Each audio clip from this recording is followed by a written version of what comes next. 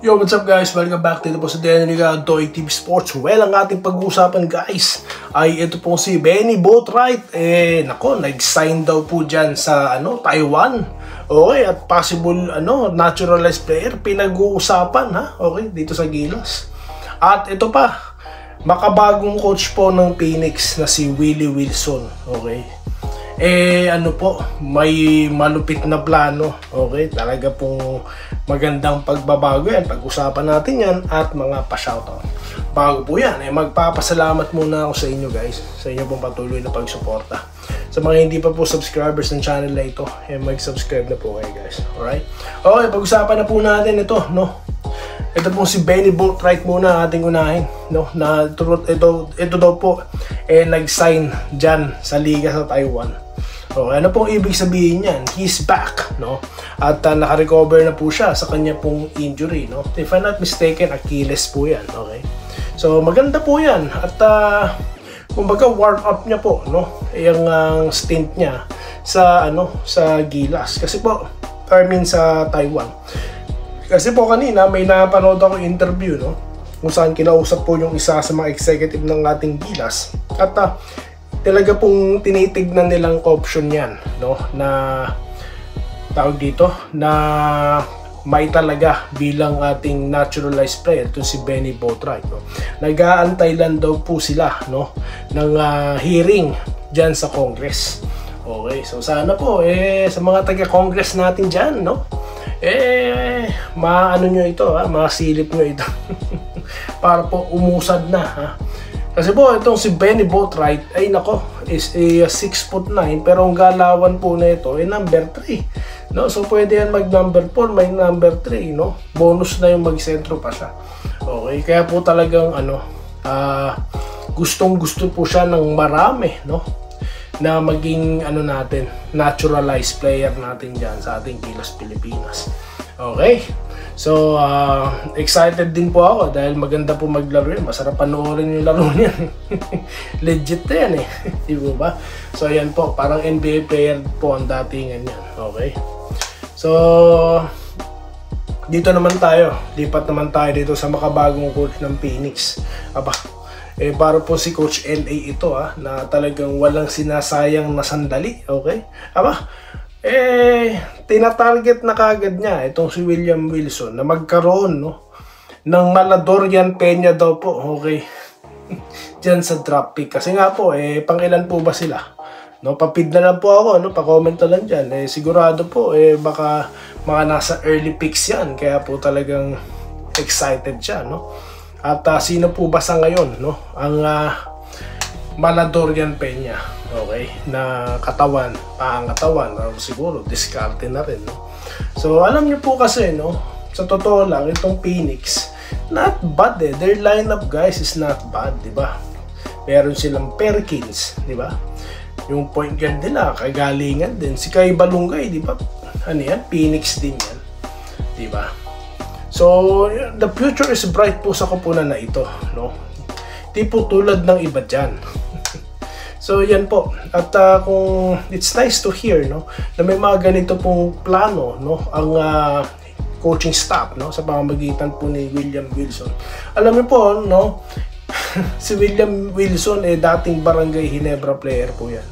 At kung mapapansin niyo po, no, paborito po siyang gamitin, no, ng coach ng Ginebra that time. Kasi nga po, magaling dumiskarte, yung basketball IQ po mataas, no.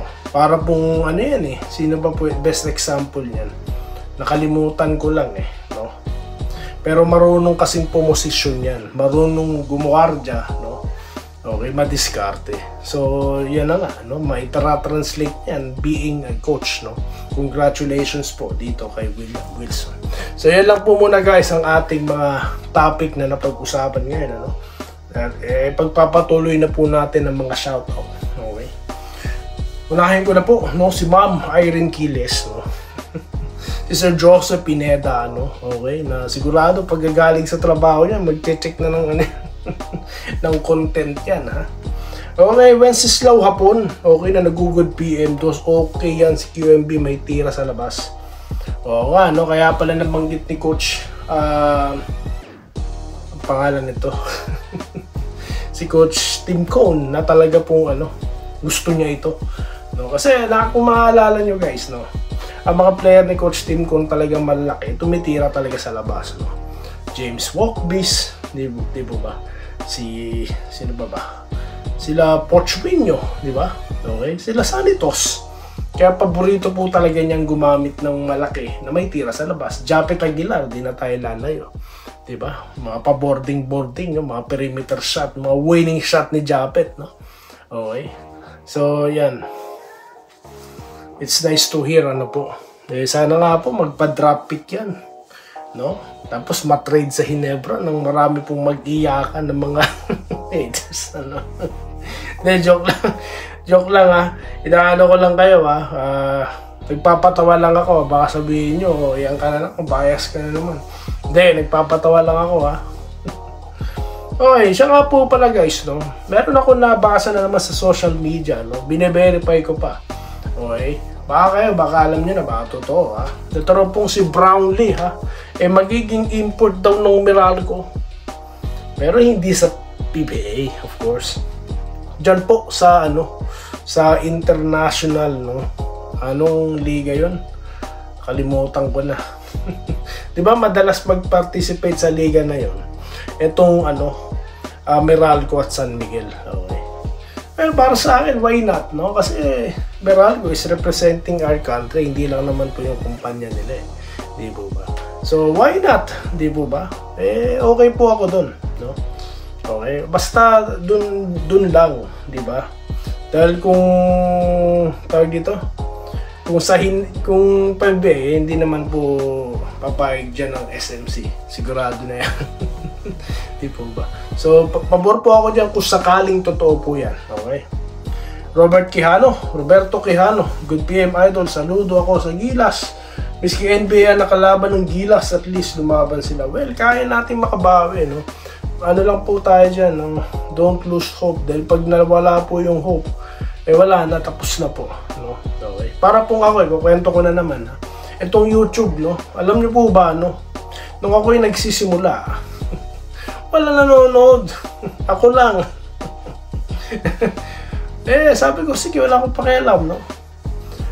Vlog lang ako ng vlog, no? Hanggat sa nagulat ako, no? 18,000 na tayo. So, ganun lang yun.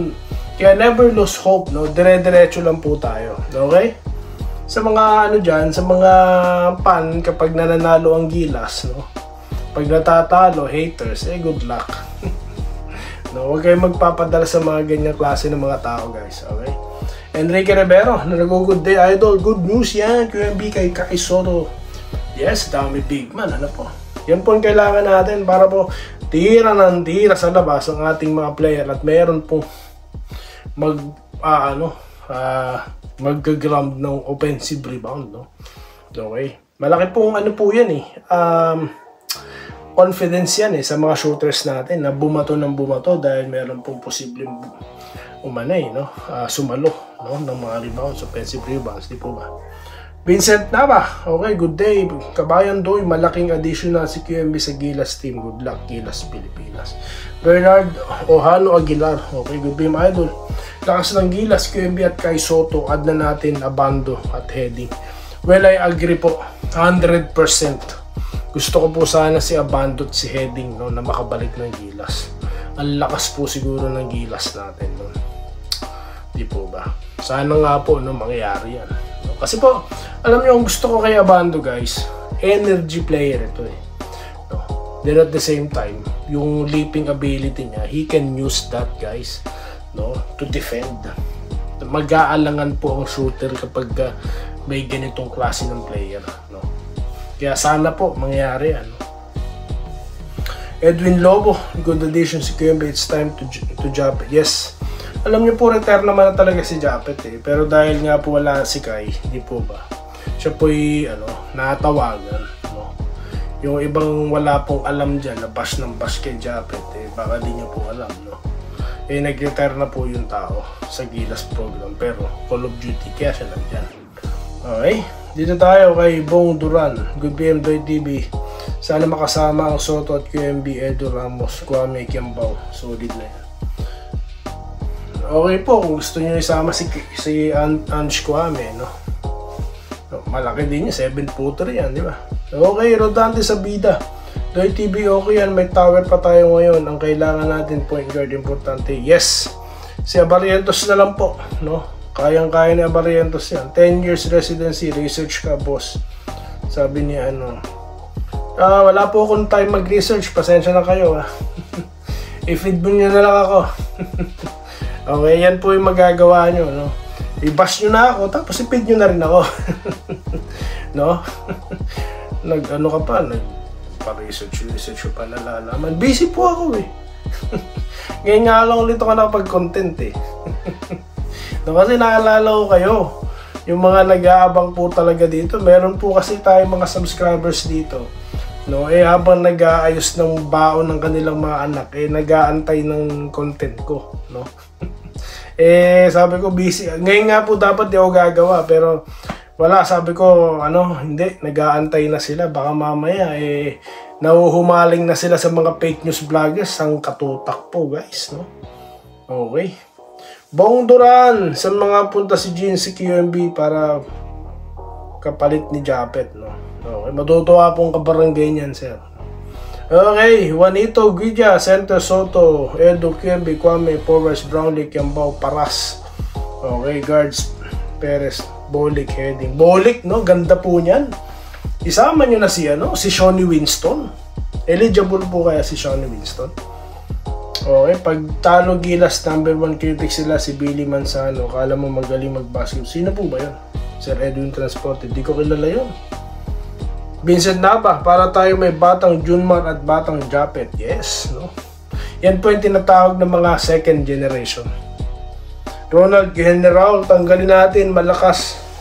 Talaga Australia, tapos kulang pa tayo sa player. Yes, no? Ayusin po nila yan, sir.